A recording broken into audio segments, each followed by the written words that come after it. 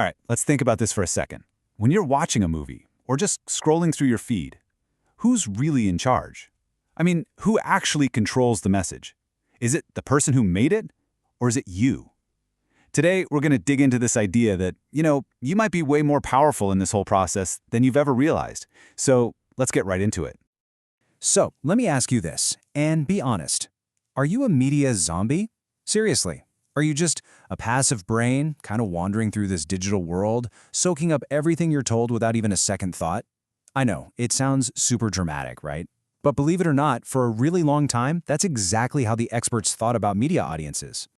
Yeah, this old-school idea even had a name for it, the hypodermic needle theory.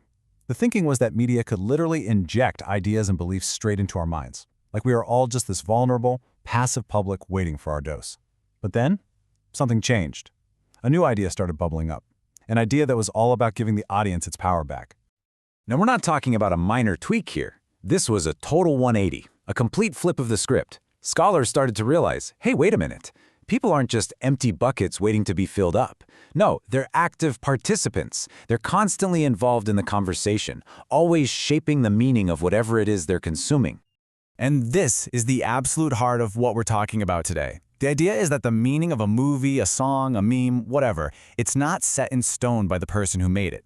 Not at all. It's more like a negotiation. It's something you actually co-create using your own life, your own experiences. You bring just as much to the table as the creator does. It's a partnership. So you might be asking, okay, but how does that actually work? Well, it all kind of rests on three big ideas. First up is meaning making. Think about it. We all have these personal filters, right? Our background, our culture, our age, they all color how we see the world. Then there's polysemy. It's a bit of a mouthful, but all it really means is that one piece of media can have tons of different meanings. And finally, agency. That's your power to choose what you engage with, and, this is the important part, how you decide to understand it. Now, to really wrap our heads around this, we've got to talk about the legend himself, Stuart Hall.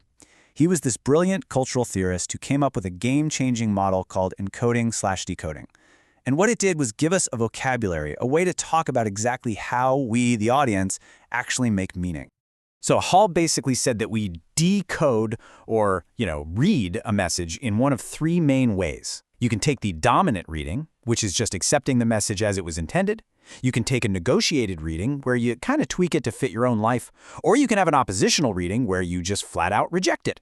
Let's make this a little more concrete with an example. Okay, so picture this. You see one of those super slick, high-tech commercials for a new phone. The ad is telling you this thing is going to make your life amazing, you'll be more connected, more creative, the whole deal. If you watch that and think, wow, yep, they're totally right, I need that phone, boom, that's a dominant reading. You've accepted the message, hook, line, and sinker. But here's where it gets really interesting, the negotiated position. You see that same ad, but this time you're thinking, okay, that camera is incredible and the design is beautiful, but there's no way I can afford that, and honestly, my current phone is perfectly fine. See what you did there? You accepted part of the message, that the phone is cool, but you're twisting it to fit your own reality, which in this case is your wallet. And then we have the oppositional reading. You see the ad and your brain just immediately goes, this is just manipulative corporate garbage trying to make me feel like I need something I don't to fuel mindless consumerism. You totally get what they're trying to say, but you reject the whole premise based on your own beliefs. So there you have it. One commercial, but for three different people, it means three completely different things. Wild, right? Okay, so building on that, let's look at another really important theory here. It's called uses and gratifications, and it flips the whole question on its head. Instead of asking, what does media do to people, it asks, what do people do with media? It's a huge shift in perspective. Basically, this theory says we actively use media to get something we need. We use it for what's called surveillance, to find out what's happening in the world, to check the news. We might use it for personal identity, to see ourselves in characters or find things that reflect our own values. We definitely use it for social interaction, so we have something to talk about with our friends. And of course, the big one, diversion or escapism. Just a way to unwind and forget about the real world for a little bit. And as you can imagine, all of this stuff just gets put on steroids in the digital age we live in now. The line between who's an audience member and who's a creator, it's never been blurrier. And a lot of our understanding of this comes from thinkers like Henry Jenkins, who studied what might be the most active audience of all, fans. I absolutely love this quote from him. Jenkins called fans textual poachers. It's such a great image, right? They don't just sit back and consume their favorite shows or books. Nope. They actively dive in, they take the bits and pieces they love, the characters, the worlds, the relationships, and they create something totally new out of it. We're talking fan fiction, fan art, video edits. They poach the parts they want and build a whole new culture around it.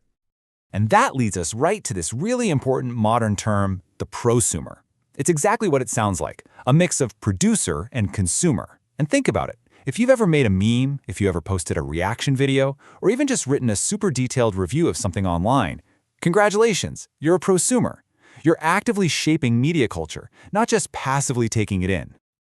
So let's just kind of pull this all together for a second. This table does a great job of showing just how massive this shift in thinking really was. On one side, you've got the old way. Media is a powerful needle. People are just vulnerable masses, and meaning is totally fixed by the creator. But on the other side, you have the active audience view. Here, media is a resource. People are diverse individuals, and meaning, it's always up for negotiation. Okay, so the big question is, why does any of this matter? I mean, beyond being an interesting theory for cultural studies students, what's the real takeaway? What's the bigger picture here? Well, it really comes down to one word: power. This whole idea of an active audience is so important because it shows us how groups that are often marginalized or left out of the mainstream can take that very same media and reinterpret it for themselves. They can find ways to see themselves in stories where they were maybe meant to be invisible. And in doing that, they create these powerful new meanings that can build and support their own communities. So next time you're watching anything, really, just remember, you're not just a sponge. You're an active participant. You're a decoder. You're a prosumer. You are constantly in a conversation with the media you consume. And that leaves us with one final thought to chew on. Since you are a co-creator of meaning, what kind of meaning are you going to create today?